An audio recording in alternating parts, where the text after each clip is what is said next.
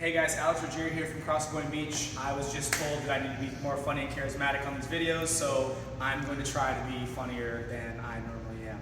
On that note, we're going to talk thrusters real quick, a really short, quick video with 4 little pointers to make thrusters suck a little bit less because they already suck pretty bad. So, pointer number 1 is Bella's going to go ahead and pick the bar up. We're going to make sure that when we press, we're extending the legs and extending the knees before we actually start to press. So why don't you show a couple bad reps where, if you can go slow motion, let's go slow motion, where we start to press before the hips open up. Give me 2 more bad reps before the hips start opening up, 1 more bad rep, right? So the reality of it is when we start to press like that, not only are we making the squat harder, we're also making the press much harder.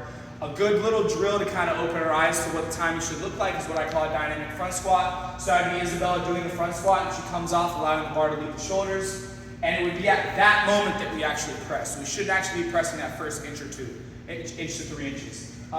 Second thing is going to be returning the bar to the shoulders. So after we completed a rep, it's very, very important that we actually let the bar touch the skin or touch the chest before we start to drop back down to the squat. What I'm not saying is that you have to actually come to a pause. Show me a pause. I'm not saying you have to pause there, but we cannot go into knee and hip flexion, which would be the initiation of the squat, with the bar not yet on our shoulders. We're going to make that a really challenging thing for the upper back and arms.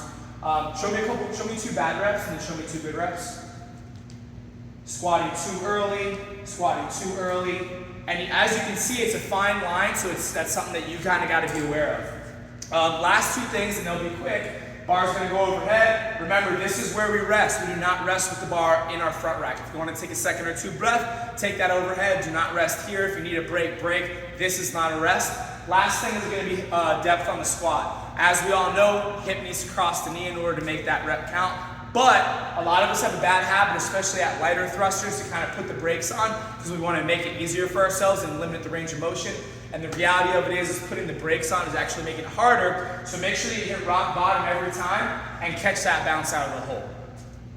All right?